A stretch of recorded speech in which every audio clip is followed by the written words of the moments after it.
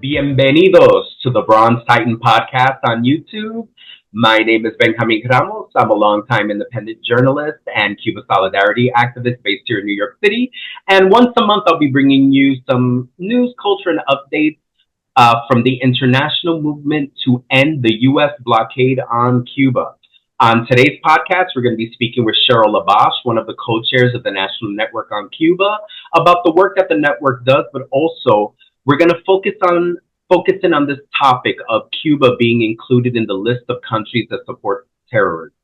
Welcome to the Bronze Titan, Cheryl. It's so good to be with you, Benjamin. So good.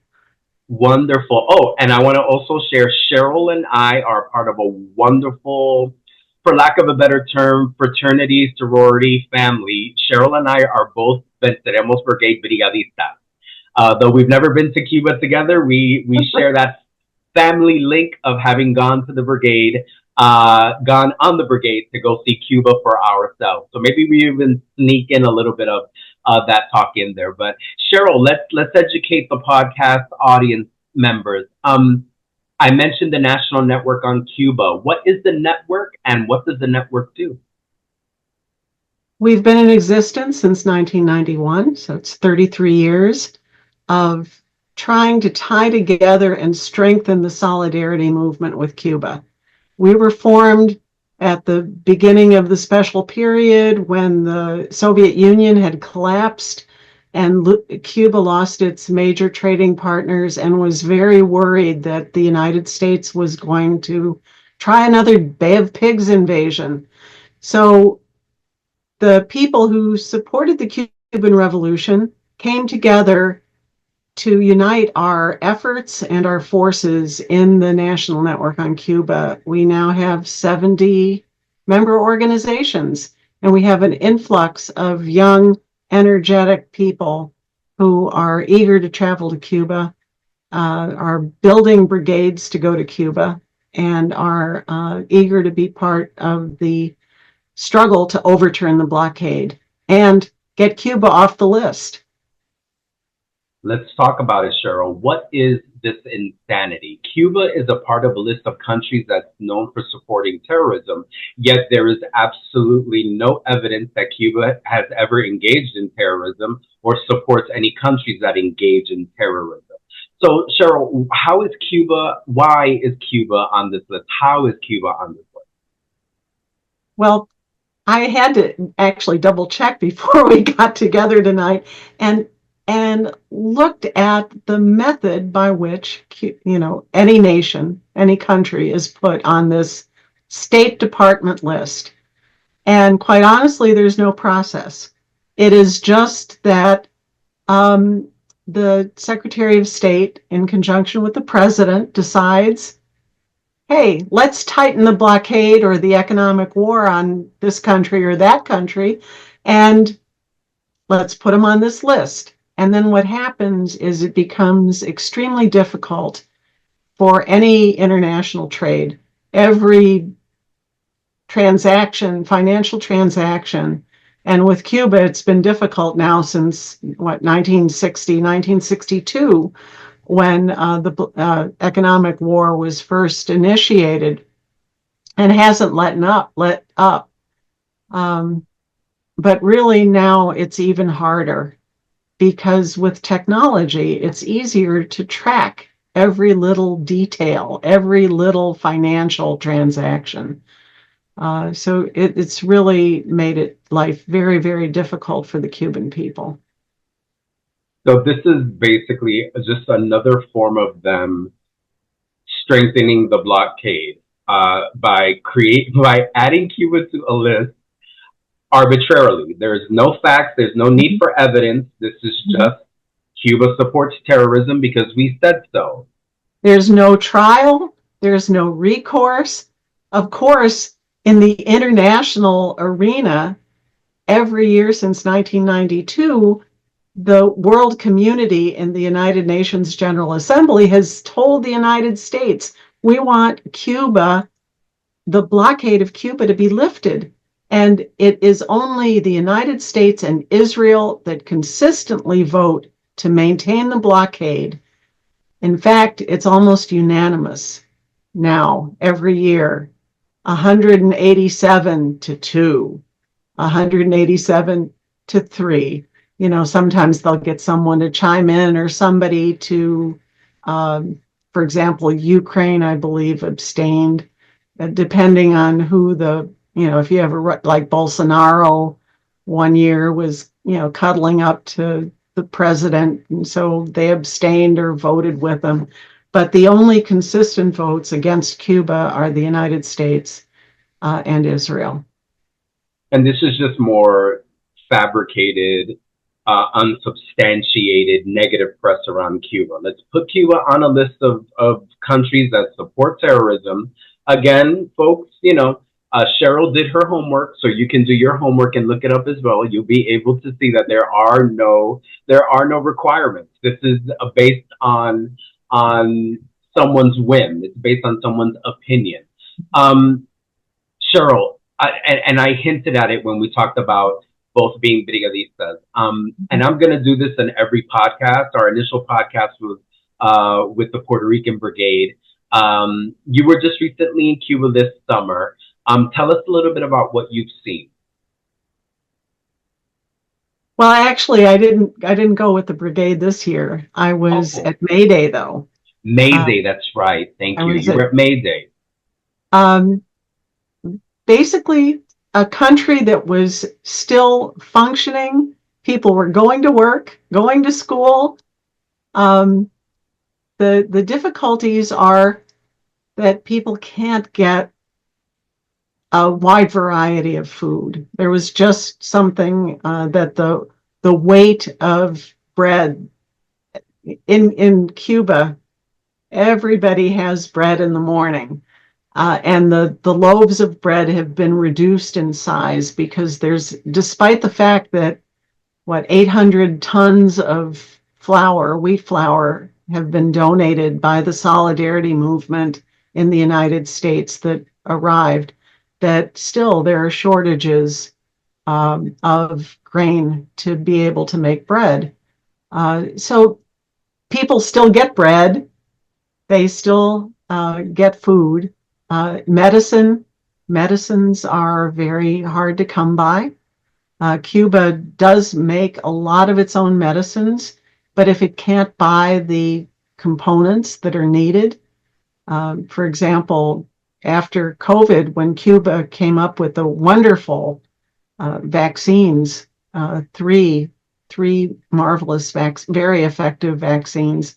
I've actually been vaccinated with all three of them, and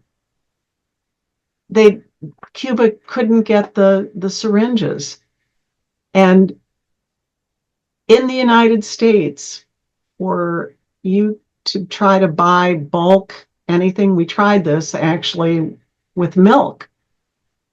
Talking to milk producers here in Michigan, we have milk producers. You talk to them, everything is fine. They'll talk to you about buying a bulk, and you mention that and then we will buy it, but we will ship it to Cuba. That's the end of the discussion. They can't. For wheat, there were 14 wheat producers that were asked to sell for the purpose of sending it to Cuba, and none of them responded. That's how a lot of it is just fear. These institutions are just worried that they're going to run afoul with some of this web that's you don't even know. There have been so many laws attacking Cuba that you don't even know. So you figure it's just not worth it for me to worry about going afoul to this nonsense. And then of course the other issue is oil. And Cuba was receiving oil from Venezuela until the United States attacked Venezuela. And then you know, it's hard for people in general to understand. Oh, okay, an oil shipment. So you buy the oil, you exchange funds. Well, what happens when you can't get that ship insured? You know, nobody's going to carry the oil if they can't get their ship insured. It's there's all these little ways of making life harder and harder, of twisting the screw a little bit more, and it goes back to 1960. Do you know about the Mallory Rubottom memo? No, no. I've heard a little bit about it, but I don't have an in-depth knowledge. Tell us, go into it a little bit.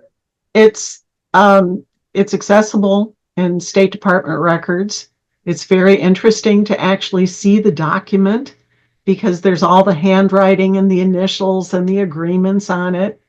Um, there, somebody in the State Department wrote a memo admitting that there was support. This was April 6th, 1960, right after the revolution. They admitted that the revolution had tremendous support and said the only option we have is as surreptitiously as possible, sneaky, to create economic hardships that will create disaffection and cause people to revolt against the revolution. And it's been 65 years now, and they have never succeeded in that. Cuba has never attacked the United States, has been very respectful of the United States, despite the fact that the United States has not been respectful of Cuba. And that's all they asked for. They said, just treat us with respect. We can talk about our differences. We have differences, you have differences, and we can go forward like I was going to say, like adults, but the United States has not done that. And Cuba has championed normalization between relations between Cuba and the United States. Cuba has never said, "Oh, we want nothing to do with the U.S." If anything, they've said we want a close relationship. We want to deal as two sovereign, independent nations on an equal footing. And just going back to a lot of what you've been talking about, you can't have equal footing and normalization when one country is creating this false narrative that Cuba is engaged in supporting terrorism. And I just want us to talk a little bit about Cheryl, because we in the international solidarity movement, we have taken this very seriously. We are not going to allow this type of false narrative to continue moving forward. And there have been a lot of campaigns to remove Cuba from that list. So I just wanted you to tell us a little bit about those campaigns. What's been going on? What has the NNLC been involved in? Well, through the efforts of our member organizations, we have gotten 116 resolutions from elected city councils, state legislatures, school boards, county commissions, all across the country. But in the last year in particular, the labor movement has stepped up. Like 40 resolutions have been passed specifically to get Cuba off the list of state sponsors of terrorism. A lot of this has happened in California, and really has been a tremendous, and it's not just a resolution. Those resolutions then get sent to the elected officials in that state. They get sent to the President of the United States. They get sent, every effort is made to let the news media know and let the rest of the movement know that these exist and these are tools and you can do it in your neighborhood, your community. And right now, during the election, when people are and actually during the genocide too, when people are focused so much on crisis, it's important for those of us who can to come together and make statements. Get your block club to write a letter to the president. Let them know that people in the United States are not in line with the federal government. There is such a gap between the government and the people in, of course, so many ways, but Cuba is another way. And there's so much that we in the United States can actually gain from the knowledge that Cuba has. The wonderful medication that can prohibit or avoid 70% or more, it's actually higher than 70% of diabetic foot amputations. This is a treatment that Cuba has that the rest of the world is using and is only now in the last trials. There's a small company in Ohio that came together and said, listen, we need to find a way to bring this to market. But people don't know about it. It's illegal for us as U.S. citizens to go to Cuba for medical treatment. So what if you have lung cancer and you want to extend your life and you can't go? And that is why the Venceremos Brigade and all of the brigades, the group travel to Cuba is so important, because people have an opportunity to see Cuba for themselves, to feel the energy and creativity of the people, to talk to workers, especially if you go around May Day. But I think more and more there's an opportunity for people to engage with workers in workplaces and find out like what happened during the pandemic, that when you had to stay home because your kids were watching school on television, you didn't lose your pay. That when you ran out of parts because of the blockade or because of the pandemic and the shipping and things like that, you didn't have to worry about being thrown out of your house.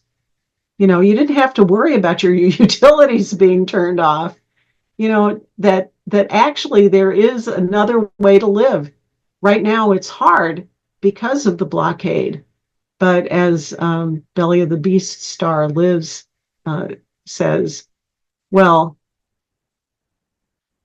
if they think it's not the blockade, lift it and let's see. Thank you. There is such again, we've been talking a lot about false narratives. There is this narrative that says that Cuba is in the predicament that it's in because of its governmental structure. A governmental structure that, by the way, is voted in by the people with a level of voting that this country could only wishes it could have voter participation in an election in that way. So blaming the Cuban people for the blockade is ridiculous. It's the most ridiculous thing. But Cheryl mentioned hundreds of resolutions. You who are watching this, wherever you are in the United States, watching this on YouTube, you might be living in a city that passed a resolution. Those of us from New York City, right here, due to the efforts of people from the Cuba Coalition, Rosemary Mealy, Joan Gibbs, may she rest in peace, yes. Made sure that NYC was one of those cities that passed a resolution calling for the end of the blockade. So you could be in a city somewhere, or you could be a part of a union somewhere that has, passed that resolution. So, Cheryl, let's do a quick commercial. What is the NNOC Sure. website so that people can see the cities and see the resolutions? Right. NNOC.org. It's easy. And there is a list of all the resolutions divided up by segment. There's a how-to if you want to try to pass a resolution, and you can always write to us. We have a resolutions task force. There are people who will help you if you want to draft one or just if you want more information.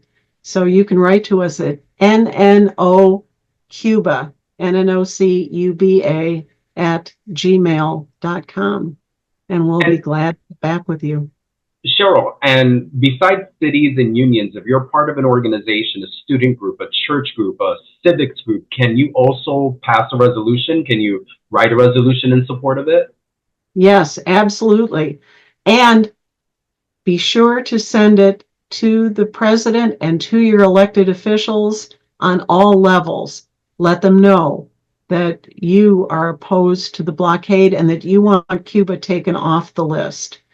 The young people who went on the May Day Brigade, not this past year, but a year ago, came back with such enthusiasm and energy that they organized a demonstration of 500 people to march from the State Department to the White House, and then had so much energy that they had a panel discussion over that included other countries like the Philippines and Korea, for example, and Venezuela. So there's a lot of activity that's possible. There may be people in your area, and we would be glad to connect you with organizations that are doing work. And if you want to go to Cuba on the May Day Brigade, that's too late for the Venceremos Brigade this year, but next year. And we include all the information for both the May Day Brigade and the Venceremos Brigade and other trips to Cuba that are respectful.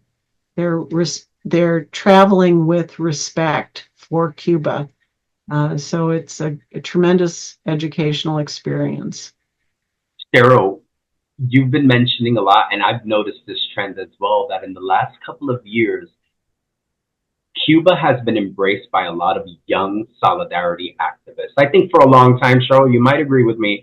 Sometimes I felt those of us that were the middle-aged crew and the senior crew and the retired crew were very much at the lead, at the helm, and sometimes feeling a little alone within ourselves. But I'm noticing all of these young people are popping up left and right. Why do you think these young folks are embracing Cuba and standing up in ways that we haven't seen in a long time? What's your take on that? Well, the people who were born after 2000 are looking ahead, and they see that there is no future for them. And they're looking for answers. They've come up with a lot of them themselves. We saw the tremendous outpouring that was shocking to the administration after the murder of George Floyd, where 2,000 cities across the United States had massive demonstrations. They were multinational, it wasn't all Black people fighting. It was Black and white and Latinx. It was people of all genders. It was a united movement. I think that it's a continuation of that. Around 2019, just before the pandemic, I saw that there was a series of podcasts by an organization called Blowback. Well, they had done the Iraq War the year before, and I hadn't listened to any of it. Really wasn't that into podcasts at that time. But I saw an announcement that they were going to do a whole year series on the Cuban Revolution. And I immediately called up one of the organizers and said, "Do you really think that people are interested in this?"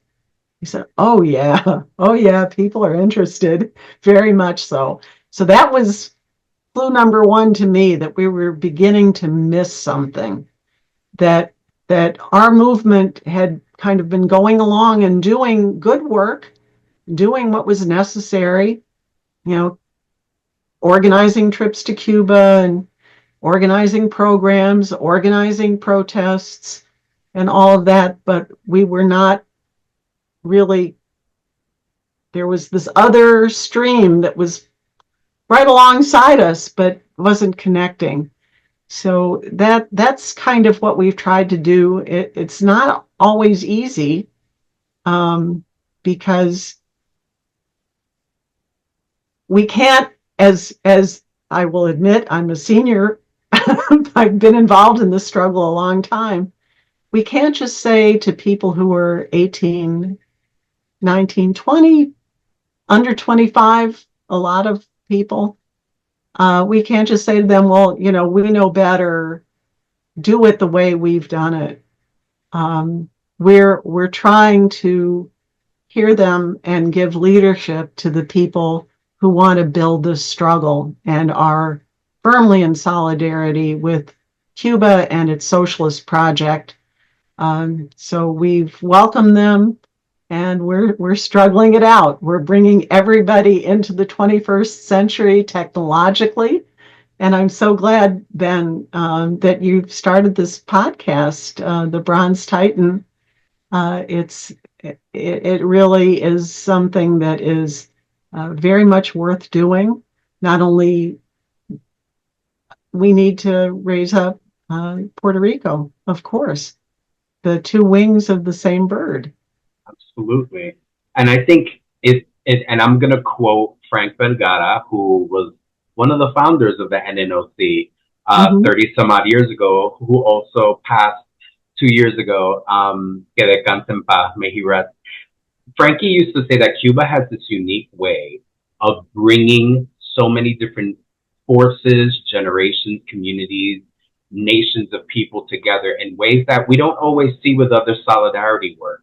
And it's been so wonderful to see these young people step up and be given the ability to have a space and given the ability to express leadership. Because that's something, and Cheryl, you call yourself a senior. Well, I'm a junior. I'm right behind you. And it's something that in other spaces we have not been too successful. Sometimes we want to hold on to these spaces and curate them and control them. But the Cuba Solidarity Movement has really been growing and allowing young people to have a space to criticize, to learn, to have the battle of ideas. That's something we all learned from Cuba, to have that battle of ideas. And it's just been so heartening to see a multi-generational approach, um, since we haven't seen that in a long time. So I just want to say kudos to everyone who's more on the front lines of this than I am. Thank you for the praise for the podcast. As a journalist, this is where I think I organically really fit in. There's a lot going on with my country. Cheryl mentioned Puerto Rico. A lot of you might know me. Is that Ben from Pro Libertad? Yes, I'm Ben from Pro Libertad. I do a lot of work around my country, Puerto Rico, which, we Puerto Ricans consider Cuba our second nation, our second home. And it's wonderful to see. And again, like Cheryl said, go to the NNOC website. Hundreds of cities throughout the United States with so many different organizations and unions passing these resolutions, calling for human rights, calling for self-determination, and for Cuba's right to autonomy. It's just wonderful. I want everyone to go to the NNOC website, look at these resolutions, look at the incredible activist local elected officials that have been pushing these resolutions to the forefront, and the community activists that have made it happen. Again, I'm going to mention our sister Joan Gibbs here in New York City. Again, may she rest. She passed a few months ago. She was instrumental in getting NYC to pass that resolution. And when I was thinking about this podcast, I was thinking about Joan a lot. I would have loved to have had you and Joan here. She would have had a wonderful narrative about, how hard they worked to get NYC to pass that resolution. So, Cheryl, we're going to end off. I want you to tell everyone, how can we reach the NNLC? What is the social media, if you know it? What is the website? Remind us again. How do we get into contact with the NNLC to then put us in contact with a local Cuba organizing group? Instagram, Facebook, and YouTube channels are National Network on Cuba, the whole name. X, it's at NNO Cuba, NNOCUBA. The email is NNOCUBA@gmail. And I think we have a link tree. We have a link tree, link.tree. And it's at NNOCUBA. So you can find out a lot about statements, about if you forgot how to access our social, and we've got like 8,000 now followers on Instagram, very active on that. We integrate with IFCO Pastors for Peace, probably with the Venceremos Brigade. There's a lot of cross-pollination in the movement on Instagram. So all that social media, we want to hear from you. We want to help develop Cuba solidarity wherever you are, whatever school you go to, wherever you work, whatever community you're in. Cuba has a message for you. It's a message of solidarity and hope and struggle for the future. So join us. Please do. Again, Cheryl said, National Network on Cuba on Instagram. When you go to the NNOC Instagram, there's the link tree, and it'll link you to the website, to everything on X, to all of the social media, and you'll be able to communicate with us, and you'll be able to plug in somewhere. Cheryl, give me a 10-second commercial on the Mayday Brigade, because I believe we're in September, and Mayday is the closest, brigade trip that I'm aware of that's going to Cuba. So why are we going on May 1st? Why is the Mayday Brigade such a great opportunity for people to see Cuba for itself? Well, Mayday was founded here in the United States. It was the fight for the 8-hour day. It's an international holiday everywhere except here. but in Cuba and in countries all around the world, it's International Workers' Day.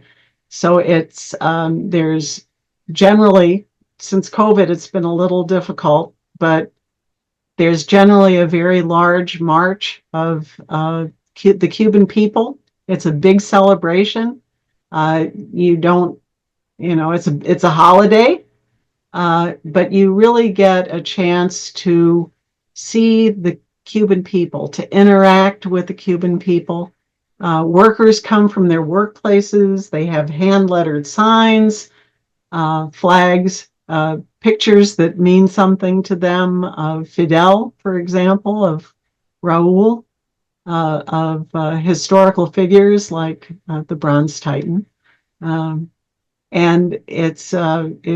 it really is a wonderful opportunity. It's 15 days. We're looking at a shorter one.